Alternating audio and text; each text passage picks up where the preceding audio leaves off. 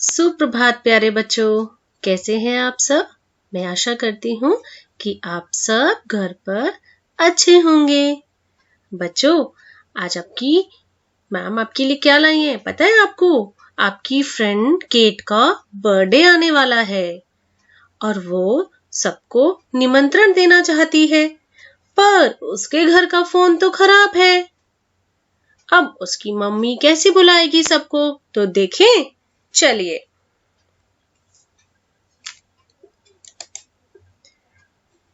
Cat अपनी मम्मा के पास आती है।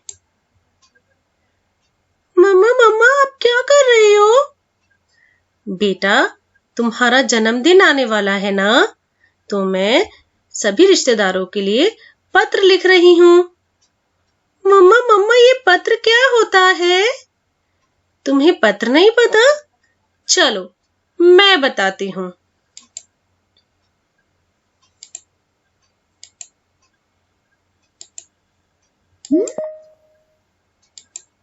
पत्र लेखन किसी को कोई संदेश पहुंचाने के लिए पत्रों का सहारा लिया जाता है।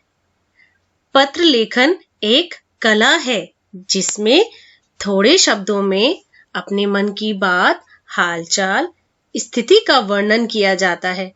आजकल मोबाइल और इंटरनेट के कारण पत्रों का प्रचलन भले ही कम हो गया है, लेकिन इनका अपना महत्व है। अब हमारे घर का फोन खराब है, तो हम कैसे बुलाएंगे? तो मैंने सोचा चलो पत्र लिखते हैं। बच्चों, पत्र लिखते समय हमें कुछ बातों का ध्यान रखना चाहिए। पत्र की भाषा सरल व स्पष्ट होनी चाहिए।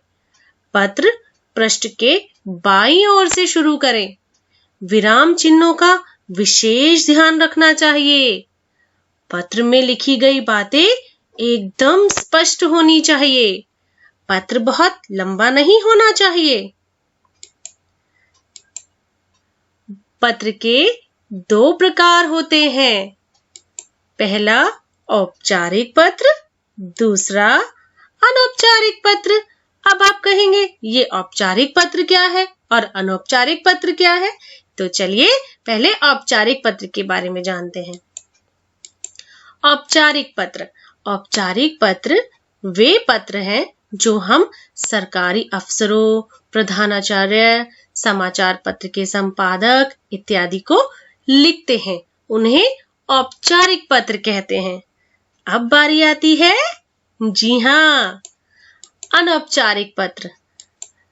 अनौपचारिक पत्र वे पत्र हैं जो हम अपने मित्रों, रिश्तेदारों, माता-पिता आदि को लिखते हैं। उन्हें अनौपचारिक पत्र कहते हैं।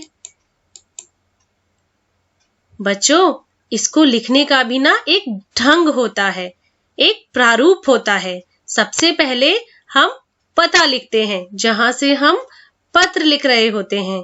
उसके बाद दिनांक यानी कि डेट की हमने पत्र कब लिखा। संबोधन, हम जिसे पत्र लिख रहे हैं उसके लिए। अभिवादन। अभिवादन बच्चों हम आयु और संबंध के अनुसार करते हैं, जैसे कि नमस्ते, बड़ों के लिए प्रणाम आदि। उसके बाद हालचाल पूछते हैं और अपना हाल बताते हैं। फिर बारी आती है संदेश की, कि हम पत्र किस लिए लिख रहे हैं। फिर संबंध, पत्र लिखने वाले का पत्र पाने वाले से क्या संबंध है। अंत में अपना नाम लिखें। बच्चों, ये है आपके पत्र का प्रारूप। सबसे पहले पत्र लिखने वाले का पता, उसके बाद दिनांक मतलब कि डेट, जी हाँ, उसके बाद संबोधन। संबोधन में क्या क्या आता है? पूज्य पिताजी, अपने बराबर वालों के लिए, अपने मित्रों के लिए प्रिय मित्र। अभिवादन में प्रणाम, सप्रेम नमस्ते, नमस्कार। उसके बाद क्या बताया था? जी हाँ, संदेश, कि हम पत्र किस लिए लिख रहे हैं। उसके बाद संबंध कि हमारा पत्र भेजने वाले के साथ क्या संबंध है, जिसको हमने पत्र लिखा है उससे हमारा क्या संबंध है। उसके बाद नाम। चलिए, तो केट, अब तुम पत्र का प्रारूप जान चुकी हो। पत्र लिखने का क्या तरीका होता है तुम्हें समझ में आ गया है। तो चलो एक पत्र लिखें। तुम्हारी सखी को निमंत्रण पत्र लिखते हैं। चलो।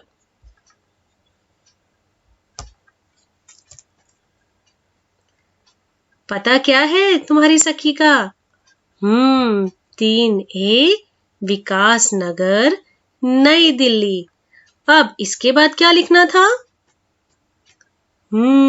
दिनांक यानी कि डेट। अब संबोधन। संबोधन में प्रिय सखी। संबोधन के बाद क्या था? बिल्कुल सही, अभिवादन, सप्रेम नमस्ते। उसके बाद हालचाल पूछना था और अपना हालचाल बताना था। फिर संदेश। चलिए इसको पढ़ते हैं। मैं यहाँ पर कुशल पूर्वक हूँ और तुम्हारी कुशलता की आशा करती हूँ।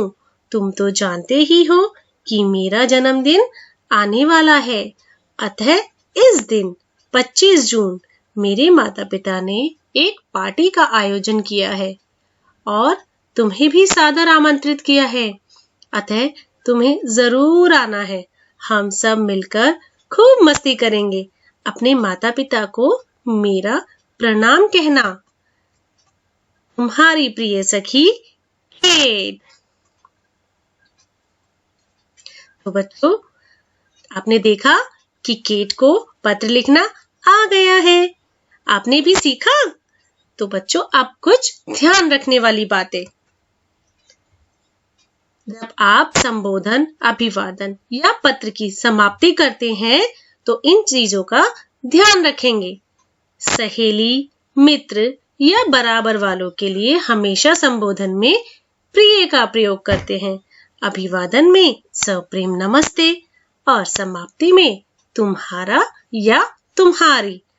बड़ों के लिए पूज्य, आदरणीय और अभिवादन में सादर प्रणाम, सादर चरण स्पर्श, समाप्ति आपका या आपकी। तो बच्चों, अब आपको पत्र लिखना आ गया है। अब पत्र लिखकर अपनी दूर बैठी दादी, नानी को खुश कीजिए। जो भी बात उन्हें बताना चाहते हैं पत्र में लिख भेजिए। तो अब आपका गृह कार्य क्या है? तो आपको जो पत्र का प्रारूप मैम ने समझाया है उसका अभ्यास करना है। धन्यवाद।